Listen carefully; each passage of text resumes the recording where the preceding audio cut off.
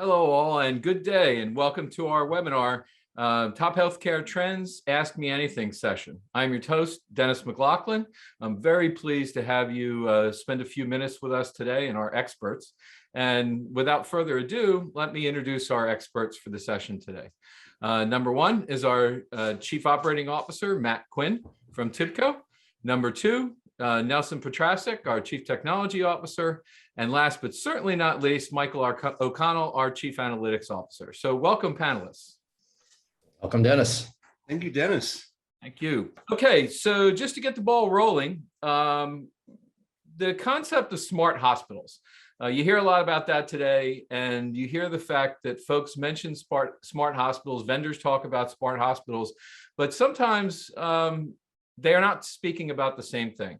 So what we'd like to do is go around the horn with the panelists and get an idea, what is TIBCO's view on smart hospitals and how do we see this evolving over time? Well, Matt, maybe let's start with you. Yeah, I was going to say maybe I'll lead off. So I'm not going to address specifically what I think a smart hospital is. I'm going to let Michael and Nelson pontificate intelligently on that. But what I will do is I've watched the healthcare space, especially in the US, over the last few years, and it is really interesting. And we see these trends appearing in other parts, in other industries as well, where spaces kind of discover technology en masse. And so I think that healthcare for a long period of time, outside of kind of the insurance payer and payee space, was largely focused on larger infrastructure investments, building hospitals, right? Buying equipment to go into the hospitals. Technology, and specifically software, was often seen as a kind of a necessary but not sufficient component of their everyday life. But like we saw in retail, eventually kind of technology catches up, and it provides an advantage in terms of great care that we don't see before. So I think that's a little bit where what I'm seeing at the moment in terms of why smart hospitals and things like that have become much more important today versus what they were kind of 5 and 10 years ago. Yeah, and just to add on to that, I think it's this digital network of that brings the data to the point of care and to the point of decision that's important in our view of things. It's and also the stakes are higher, right? The life and death versus just buying a better suit or whatever. So we've had some situations like connected hospital, smart hospital, like at the University of Chicago, where we've seen a reduction in cardiac arrests across the entire hospital, not just in cardio cases, because we're bringing data together from around the hospital and being able to monitor what's going on across the hospital network. So that sort of real-time alerts and understanding in our digital network what's going on in the different nooks and crannies of the hospital allows us to bring the power of real-time analytics to all parts of the hospital. Yeah, no, and then just to add on to that, I mean, definitely the focus for a lot of the discussions around the smart hospital is around data. It's around digitalization. And usually I find that it's really related to 2 or 3 different core areas of the hospital itself. So when you're looking at the smart hospital, you're looking at things like operations. So that's anything from supply chains that are actually working with the hospital, as an example, all the way down to the operation of the building itself to make it much more efficient. You're looking at different clinical tasks. So what are the doctors, the nurses, the different staff at the hospital? What are the tasks that they are actually doing? And how can you make those tasks much more efficient to get them the information they need at the right time in order to help with decision making? And then you're also looking at things like patient centricity.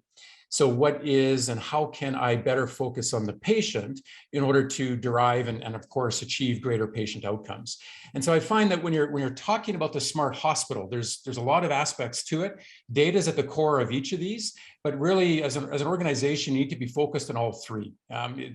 Some places will start at one of those, and that's where they kind of prioritize their initiatives. But inevitably, as you move along this journey towards becoming a smart hospital, I find that just generally speaking, you're really having to address each of those 3 areas.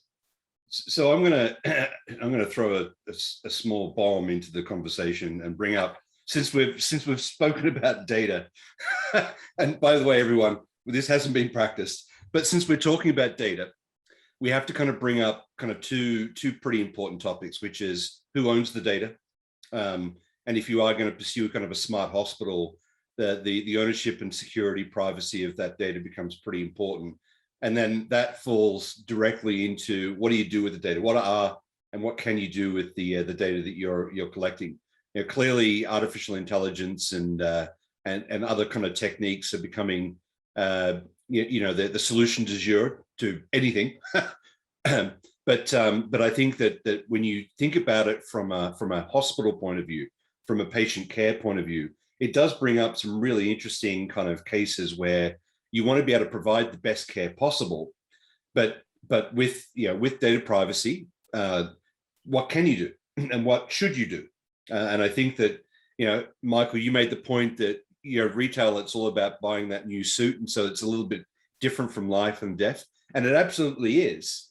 And I think the stakes are then higher that we get kind of that side of it right. So sorry about that, Dennis. I know I kind of took us off, but Nelson mentioned data.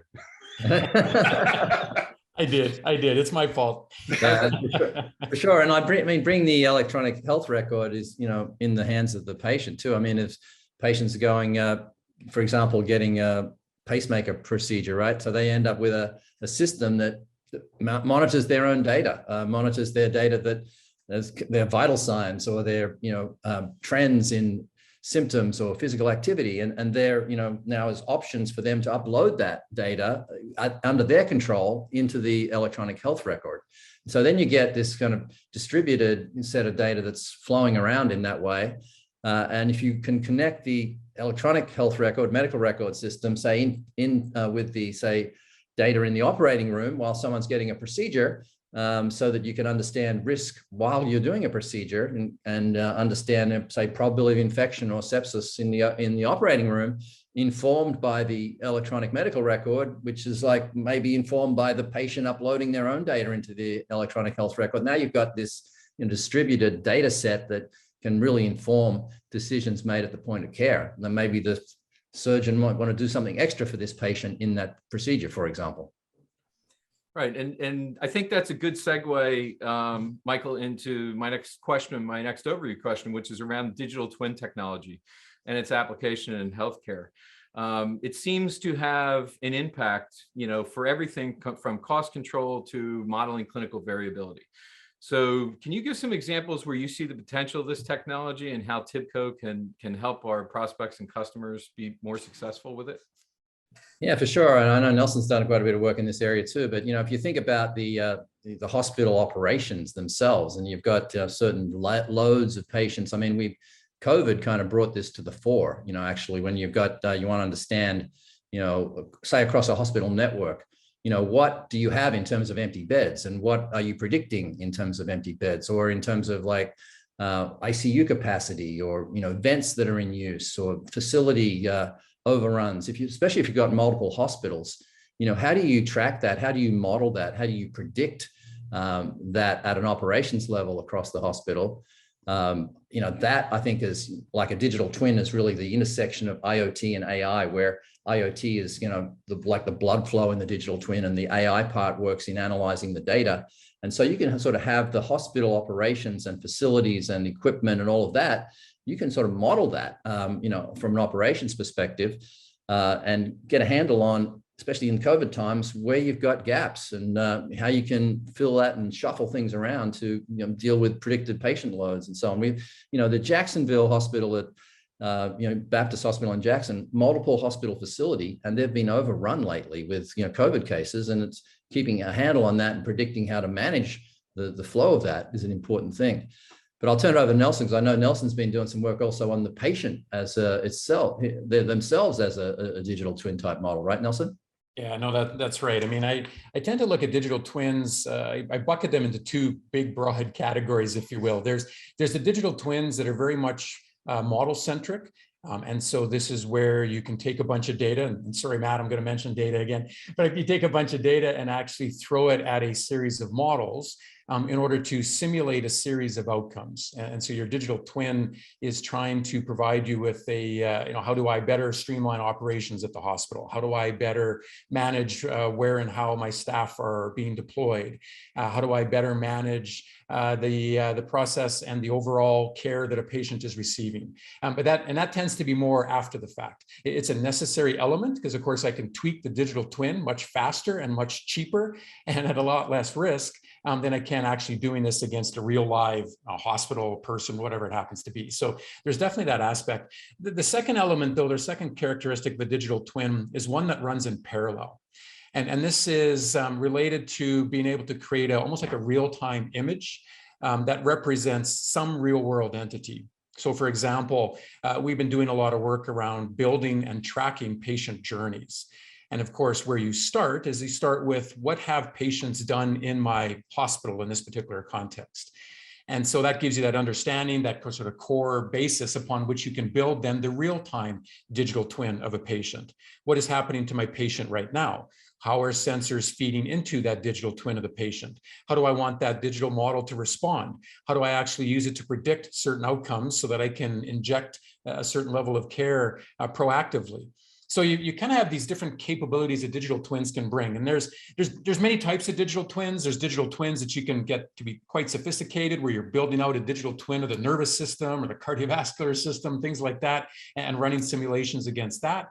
But in this particular context, and as it pertains to, again, our first topic, smart hospitals, you're building these models and either running simulations against those models or running these digital twins in real time to try and kind of monitor what is actually happening to, in this case, a patient as events are occurring right now, as opposed to after the fact.